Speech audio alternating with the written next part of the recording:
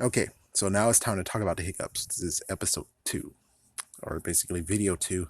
We're going to talk about the hiccups that Sony did, or it's Sony. It's freaking damn Sony. It's Sony.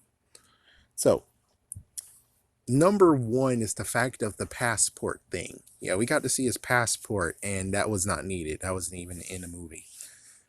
It was good eye candy, but we didn't really need to see it in the trailer, though. And thank goodness it was only the international trailer, I think, that actually showed the freaking inspector lady looking at the Spider-Man costume. And I'm like, okay, this is ridiculous. This is messed up. For the love of God, please tell me that did not happen. It's kind of funny that, again, it's just a banana. It's like the banana. It's like you put the suit in the freaking luggage and the banana in the luggage. Why don't you just put lots more stuff to reveal them? And he's like, damn, what the frick? What the frick, man? What the frick? Well, it's supposed to be a funny moment, which is kind of a little bit funny, but it's also a messed up shocker being like, oh, you didn't. Let's see another one. What was another one that was in the series? What another one that was in the commercial? Well, there was a few Spider-Man shots that happened, like for instance, him standing on in front of the building. That's the pre-Avengers Tower or post-Avengers Tower. Yeah, we had that, but that one, I think that was only in Japan. That didn't really matter, and well, I think that's about it. Yeah, that's about it. Besides like a few other stuff, but it doesn't really exactly matter. Now here's the real kicker. The kicker is, again, like I said in the video.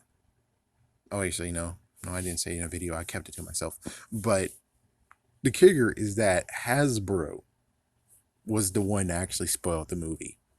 It wasn't actually Sony who freaking spoiled the movie. I thought they did, but it looks like the frame I was looking at was supposed to be Mysterio's, in quotations, ultimate sacrifice. But he's still alive. He just, yeah, yeah. But Hasbro was the one that really actually spoiled it, was the fact of the frigging figure for the movie. Yeah, the Mysterio figure. They definitely spilled the beans on that. It's like they are the only ones that spilled the beans, was them. That's it. But that's all the blip. Anyways, let's talk about, since we're going to make this a two-parter, let's talk about the blip that happened during, and also the suits. Yeah, because that's one thing we do need to talk about is the suits. So we got the pre-suit, the proto suit, and the proto suit was in the first movie. It was in Homecoming, and it's in this movie. Pretty cool. And that was only in a flashback, and also in hologram form. Then we get the suit that he has now. Well, it turns out that if we're going to count his suits, he has 3 now. Actually, no, he has 2. No, 3. 1, 2, 3. Yeah, so there's 5 suits in all, and he only has 3. Thanks to Aunt May packing the suit when he didn't ask him to pack the suit. I mean, the suit was needed, but in the other hand, the suit got destroyed. Good job. Good job on that, packing it. I mean, it was needed somewhat, but I'm pretty sure they would have figured out something else.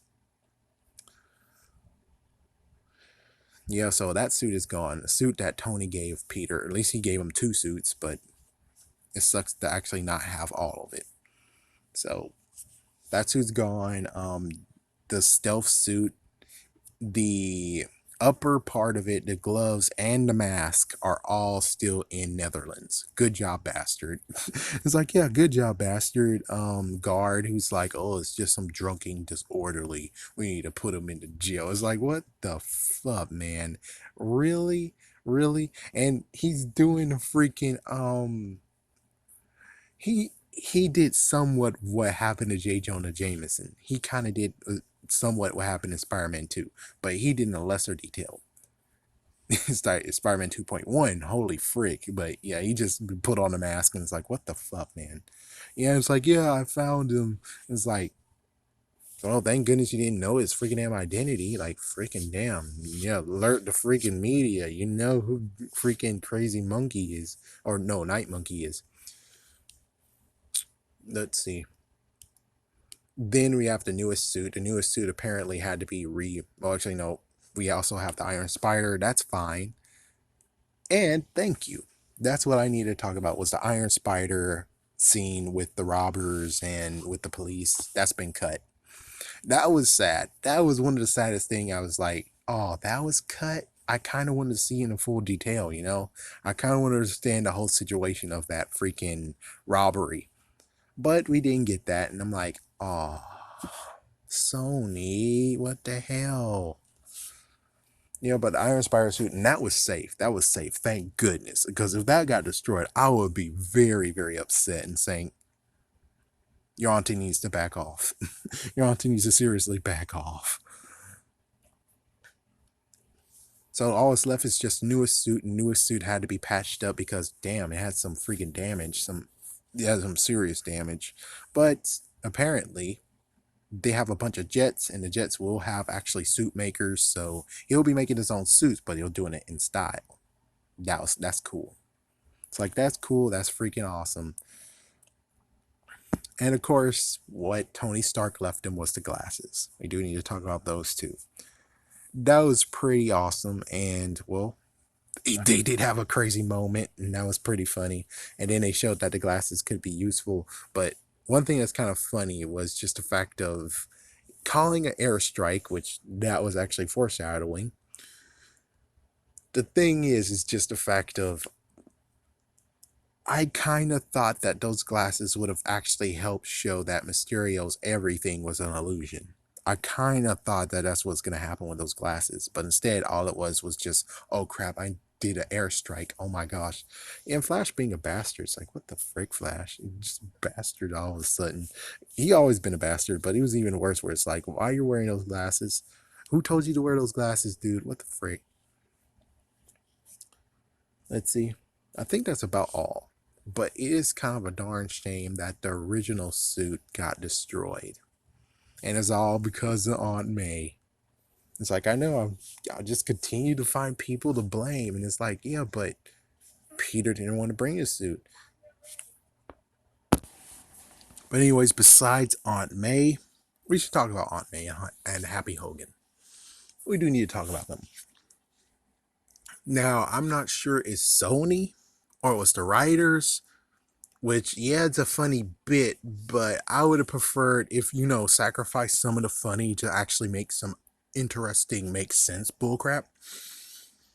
So, here's my thought. In the beginning, before we actually get a reveal of what happened to her, I would have preferred that she survived the blip. She survived it. She actually was there for the 5 years. So since she was there for the 5 years, Happy Hogan was like, oh my gosh, if Peter's gone, then, well, he won't know that Peter's gone, but it's a good idea that, well, Peter's away. She's all alone. She has no actual relatives. And it's kind of up to him to make sure that she's okay. And he goes, she's okay. They get a relationship. Instead, it's more the fact of she did get dusted. And then she reappeared. And it turns out that the people were just like, what the fuck, really? That's how freaking life worked, is that if you're dusted, you'll still just be like, oh, well, we do need to have the money and stuff. And it's like, well, there's a bit different, There's a lack of people in the world, right? So why in the world money still matters, even though, yes, it matters, but you need to have it at a lower rate. And it's like, if people been dusted, then you should leave their house and their apartments alone. It's like, I get it, there's no idea of bringing them back, but it's like, yeah, but still, it's a good idea to actually leave their stuff alone. Instead, they didn't, and well, she just came in front of a family. I think a wife and a husband, and then the wife was like, "Oh my gosh, this is your mistress," and it's like, I hope the guy he's like, "Yeah, this is my property. It's been my property before you moved here. Now get the fuck out." It's like, yeah, get the fuck out. This is my freaking apartment. Get the fuck out. But yeah, I don't know who was it. Was it Sony who decided to make that funny joke? I don't think they have that much pool or anything, but whoever thought it was a good idea to do that versus actually having a good relationship between the two established during the blip, I don't know. It's kind of sad where it's like, yeah, I don't know. And whoever actually had the idea to say, yeah, we're going to make this funny joke, it's funny, but on the other hand, I would have preferred you actually sacrifice funny for story and relationship building. Because I bet there was some good stories that could actually come of it. Because she has to deal with the fact that her nephew is gone, that the world is having this issue, and she has Happy Hogan to lean on. Instead, you went for this funny thing. I think that's my shtick. Anyway, stay tuned. We're going to talk about, most likely now, Ned, the person that kind of made the first movie not watchable.